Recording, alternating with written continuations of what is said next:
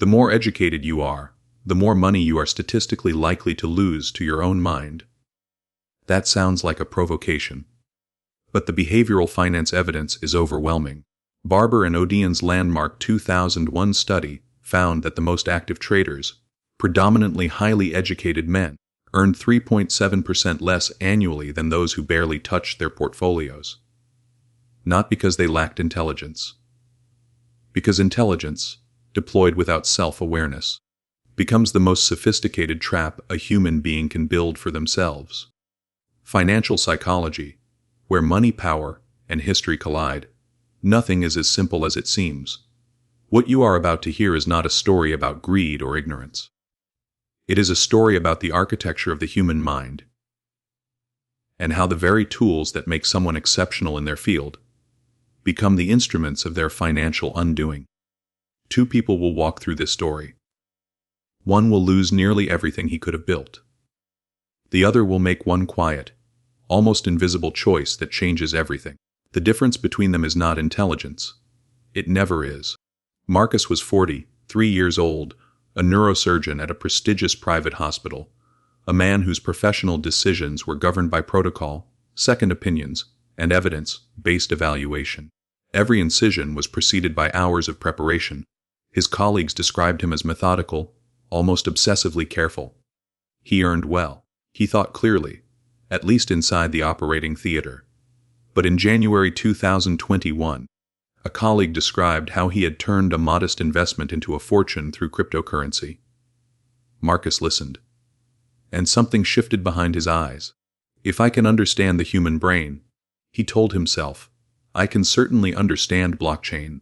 That thought, confident, logical sounding, completely wrong, was the beginning.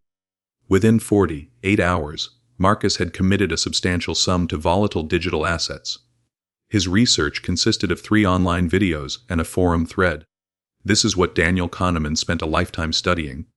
The moment System 1 seizes control. In his Nobel Prize-winning framework, Kahneman described 2 modes of thought: System 1, fast, automatic, emotional, operating below conscious awareness, and System 2, slow, deliberate, analytical, requiring genuine effort. The cruel paradox is this: System 2 is exhaustible. A neurosurgeon who has spent 10 hours making life or death decisions arrives home with his analytical capacity depleted, and System 1, ancient and impulsive, steps forward to fill the vacuum. Intelligence does not immunize you. It simply gives you more sophisticated language to justify what your instincts have already decided. Alina sat in the same hospital. She was a cardiologist, same generation as Marcus, same pressures, same long hours, same colleague with the same cryptocurrency story. She felt the pull. She would be dishonest to deny it. But years earlier, Elena had made herself a rule: no financial decision within 24 hours of hearing about it from someone else. She sat with the discomfort of the opportunity. She did not act. Not because she was wiser. Because she had built a structure that was stronger than her impulse in that moment. By March 2021, Marcus's portfolio had grown dramatically, and that growth is precisely what made everything that followed inevitable. You've experienced this too. Perhaps not in markets, but somewhere a decision that appeared to validate itself, making you trust your instincts more deeply than the evidence warranted. The question isn't why Marcus felt confident. It's why that confidence made him incapable of leaving when he should have. Then May 2021 arrived, and the portfolio collapsed by nearly half. Marcus looked at the numbers and felt something he had not anticipated: not panic, but a strange, stubborn calm. This is temporary, he told himself. The technology is sound. The market is wrong. This is what Leon Festinger called cognitive dissonance. The psychological machinery we deploy to protect our self-image from threatening information. For Marcus, admitting the loss meant admitting the decision was flawed. And that decision was his. Accepting it would mean accepting something about himself that his entire identity resisted. So instead, he held. And when a charismatic financial advisor presented a private fund with an impeccable 5-year track record, Marcus transferred another large sum without reading the prospectus. The advisor had graduated from a prestigious institution. That was enough. The halo effect had switched off his system too entirely. In 2017, I did what every overconfident analyst eventually does. I held a losing position in a technology company for 2 years, convinced I understood something the market had missed.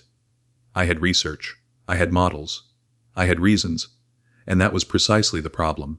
By the time I finally sold, I had lost 61% of that position. That is when I understood, not intellectually but viscerally, what Kahneman meant when he wrote that intelligence doesn't protect you from bias. It equips you to defend it. Marcus's story doesn't end with the bad investments. What happened next? The spending, the silence. The retirement account left untouched for 2 full years reveals the mechanism that truly compounds the damage. You may recognize it.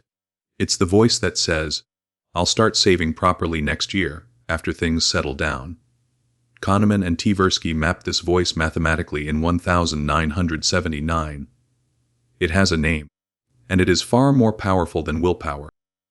What Marcus experienced in those months of stress-driven spending has a precise neurological explanation. Thaler and Benartzi's 2004 research on what they called the Save More Tomorrow program revealed something devastating about how humans process time and money simultaneously. When people are asked to sacrifice today, the limbic system, the brain's emotional core, treats it as a genuine loss. But when the same sacrifice is placed in the future, the prefrontal cortex handles it calmly, as an abstraction. McClure and colleagues confirmed this in 2004 using brain imaging. Immediate rewards activate the emotional brain. Delayed rewards activate the analytical brain.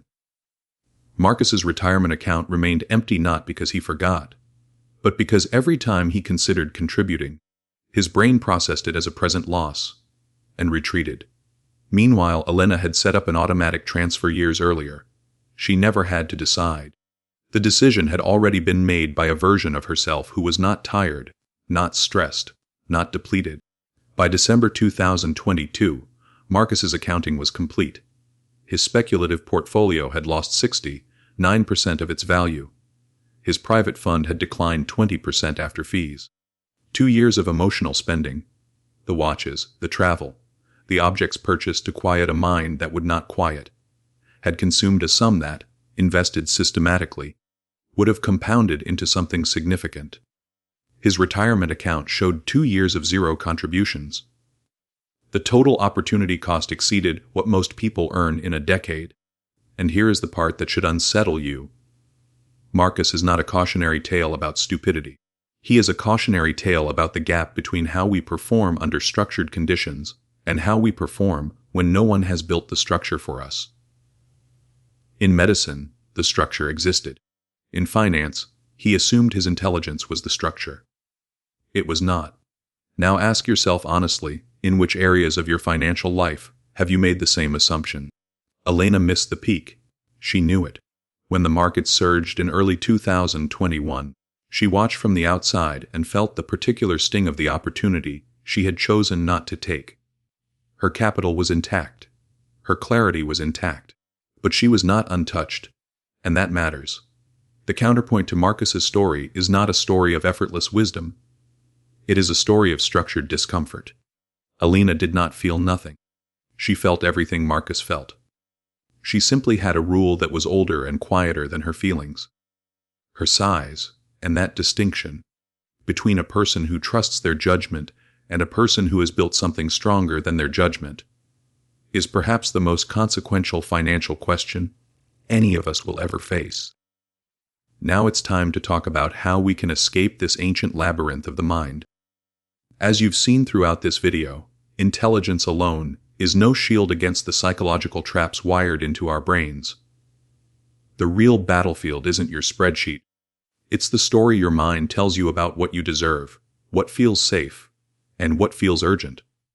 Smart people make foolish financial decisions not because they lack information, but because they trust their feelings more than their frameworks. The most dangerous financial advisor you will ever encounter lives inside your own head. Now I'm going to give you 3 strategies, from easiest to hardest. Even if you apply just one, this video will have achieved its purpose. The first is what I call the cooling ledger. It works directly against the hot cognition bias, the neurological state where emotional arousal physically narrows your decision-making cortex. Research from Princeton's neuroscience lab confirms that a 72-hour delay between desire and decision reduces impulsive spending by nearly 40%. Keep a running note on your phone titled, "Once Waiting." Every non-essential purchase you feel pulled toward goes on that list with today's date. Do this today. Open a notes app right now and add the last thing you almost bought impulsively. Just writing it down begins the cooling process. The second strategy is identity-based budgeting, naming your money according to who you want to become, not just what you need to pay. This fights the mental accounting bias, where unlabeled money feels like permission to spend freely. Behavioral economist Shlomo Benartzi found that people save up to 3 times more when savings accounts carry a personal identity label rather than a generic category. When I first tried this in my own life, I felt almost embarrassed by how simple it seemed. Surely something this small couldn't matter. But when I watched my savings actually grow for the first time in years, I realized the label wasn't just organizational. It was psychological armor. Do this today. Log into your bank account tonight and rename one savings account after a specific future version of yourself. The third strategy is pre-commitment architecture. Designing your environment so that your future impulsive self literally cannot override your present rational self. This counters present bias, the cognitive tendency to overvalue immediate rewards. Thaler and Sunstein's landmark nudge research shows that automatic, irreversible savings transfers remove the decision entirely from the emotional brain. Set up a small automatic transfer, even just a symbolic amount, scheduled for tomorrow morning. Do this today. Open your banking app and schedule one automatic transfer, however small, to a separate account. Make the decision now, so tomorrow's emotional self never gets a vote. Remember, escaping poor financial decisions isn't just about knowing more. It's about designing systems that protect you from the version of yourself that feels too much and thinks too fast. Think back to the last significant purchase you regretted. Not a small one, but one that genuinely altered your financial trajectory. What was the emotional state driving it? Was it fear, status anxiety, the need to feel in control, or simply the seductive pull of the present moment? Share your answer in the comments below. Let's discuss together. Because understanding the pattern is the first step to breaking it.